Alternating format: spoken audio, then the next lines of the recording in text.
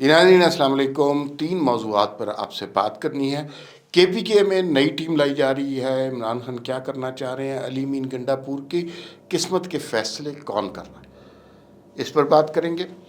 مریم نواز اور مراد علی شاہ والا پھڈا جو کراچی سے شروع ہوا اتنا بڑا ہو گیا کہ بلاول بھٹو کو بھی آ کر اس کو درست کرنا پڑا اور اس کے بارے میں بیان دینا پڑا. وہ اصل معاملہ کیا ہے؟ اس تاجر نے پھر معذرت کیوں کر لی کہ میں نے غلطی سے کہا تھا؟ اس پر بات کریں گے. اور تیسرا موضوع مذاکرات کا ہے. مذاکرات کیا ہوں گے؟ مذاکرات ہوں گے بھی کہ نہیں ہوں گے؟ ختم ہو گئے ہیں یا جاری رہیں گے؟ اس پہ بات ہوگی. حکومت کی کمیٹی قائم ہے ابھی. اور آخر میں تھوڑا سا پیکا ایکٹ کے حوالے سے بات کرتے ہیں. بلکہ پیکا ایکٹ سے ہی بات شروع کرتے ہیں. پیکا ایکٹ کیا ہے یہ آپ لوگوں کو پتہ ہونا چاہیے. بنیادی طور پر سارے فیک نیوز کے خلاف ہیں اور چاہتے ہیں کہ فیک نیوز نہ ہو. سیاسی جماعتوں میں سے کوئی جماعت بھی صحافیوں کے ساتھ سنسیئر نہیں ہے. اسے صحافی اچھے نہیں لگتے. یہی قانون تھا، یہی ترامیم تھی عمران خان کا جب دور حکومت تھا. اس وقت نون لیگ کیا کہہ رہی تھی؟ نون لیگ اس کے خلاف تھی اور جیسے لگ رہا تھا جیسے آزادی اظہار کا سب سے بڑا مسئلہ یہی ہے. آج پی ٹی آئی اس کے خلاف ہے. یہ ٹیمیں آپس میں بدل رہی ہیں. اس میں یاد رکھیے گا نہ کسی کو دلچسپی ہے آزادی اظہار سے، نہ کسی کو دلچسپی ہے صحافیوں سے، نہ کوئی آزادی اظہار کا علم بلند کرنا چاہتا ہے. سارے اپنی سیاست کرنے چاہتے ہیں. اب دیکھیے فیک نیوز پہ پابندی ہونی چاہیے. یہ بات بالکل صحیح ہوگی. فیک نیوز نہیں ہونی چاہیے. فیک نیوز پہ پابندی ہونی چاہیے. اس کا سارا جو ہے نا معاملہ ختم ہو. جو شخص فیک نیوز دے اس کو سزا ملنی چاہیے. سزا کچھ بھی ہو سکتی ہے. اس کا چینل بھی بند ہو سکتا ہے، اس کا ٹویٹر بھی بند ہو سکتا ہے، یا پھر اس کے ساتھ یہ معاملات ہو سکتے ہیں کہ آپ اسے جرمانہ کریں، قید کریں. یہ سب کچھ کوئی ہیبیچول ہے تو یہ کریں. برطانیہ میں بھی یہی ہوا، امریکہ میں بھی یہی ہوا. یہی ہوتا ہے فیک نیوز کے حوالے سے.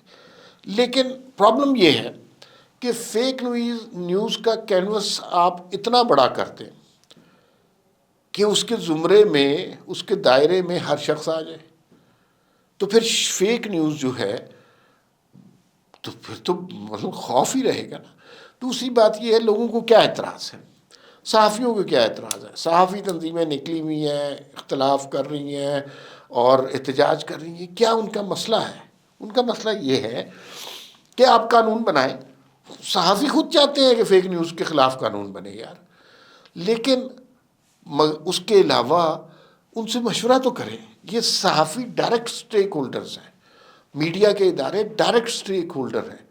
آپ ان سے مشورہ تو کریں. آپ اچانک ہی اوپر سے ایک قانون لاتے ہیں، پھر اس کو پارلیمنٹ میں منظور کرا دیتے ہیں.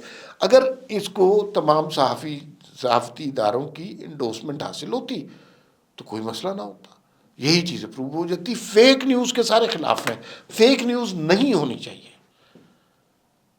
ٹھیک ہے، فیک نیوز نہیں ہونی چاہیے، انتہائی بری چیز ہے. لیکن کیا ہر چیز کو فیک نیوز کے زمرے میں لا کے ہمیں لوگوں کو اندر کر دینا چاہیے؟ آزادی اظہار کا گلا گھونٹنا چاہیے یا نہیں؟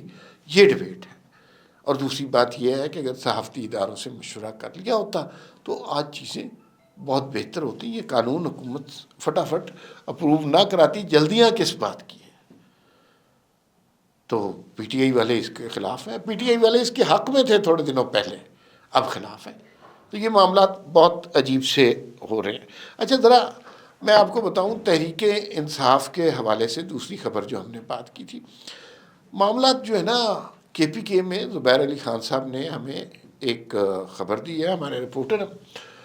بالکل صاف سی بات ہے کہ وہاں پہ اب دورہ ہے، دور حکومت ہے بشریٰ بی بی کا.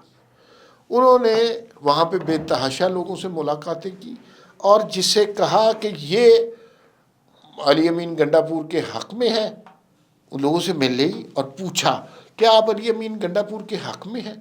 اگر کسی نے کہا کہ میں حق میں ہوں، اس کے نام کے ساتھ کاٹا لگا دیا.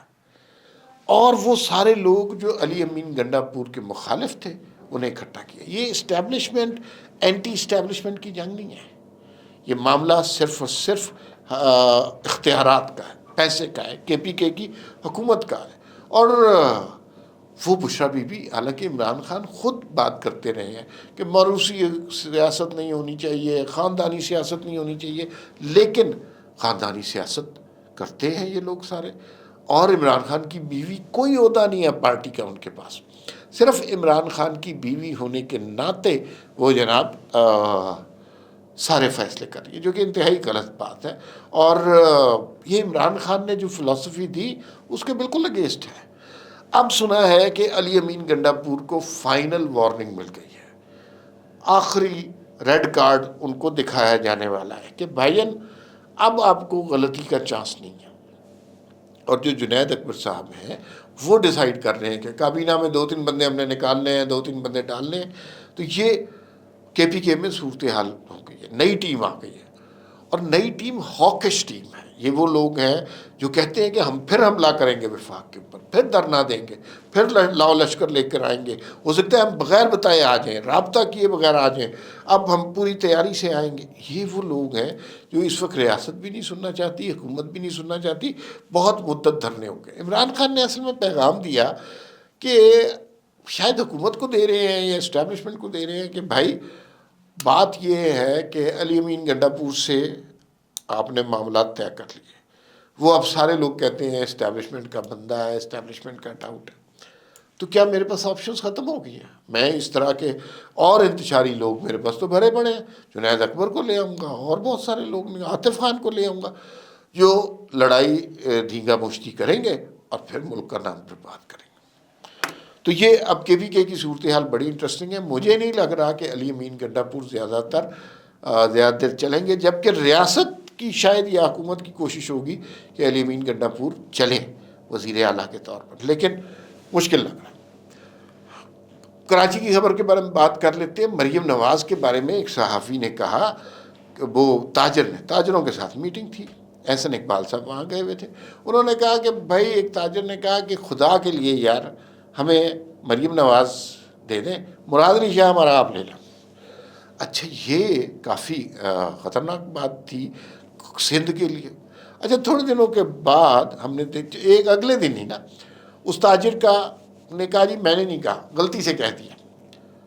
اب اس کی بات سمجھ آتی ہے کہ ظاہر ہے پیپلز پارٹی کی حکومت ہے، آپ تاجر ہیں، آپ نے وہاں کام کرنا ہے، اور اگر یہ بات اتنی پھیل گئی تو پھر آپ کیسے کام کریں گے؟ تو انہوں نے فوراً ہاتھ جوڑ دیے، معافی. لیکن بات یہ بالکل صحیح ہے.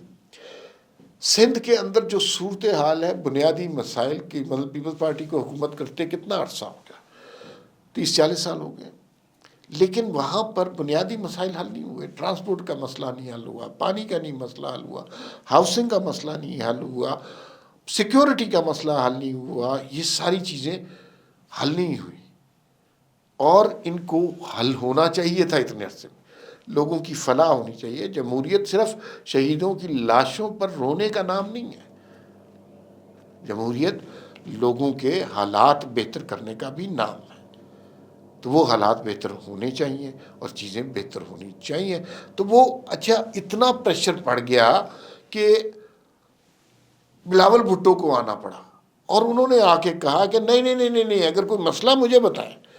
حالانکہ مسئلہ بلاول بھٹو کو پتہ ہے، صوبوں کے درمیان مقابلہ ہونا چاہیے، لیکن اس بات پہ نہیں کہ کس نے دھرنا دینا ہے، کس نے لڑائی کرنی ہے، کس نے وفاق کے خلاف جو ہے لشکر آزمائی کرنی ہے.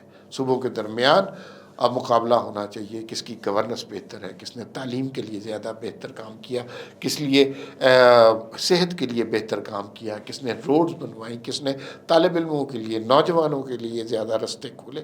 یہ مقابلہ ہونا چاہیے. اور اگر یہ مقابلہ ہم دیکھیں تو سچی جو بات ہے، مریم نواز، مراد علی شاہ ہوں، سرفراز بگٹی ہوں، یا علی امین گنڈا پور، ان سے کوسوں آگے ہیں. فی الوقت اتنا ہی، پھر ملاقات ہوگی. اللہ حافظ.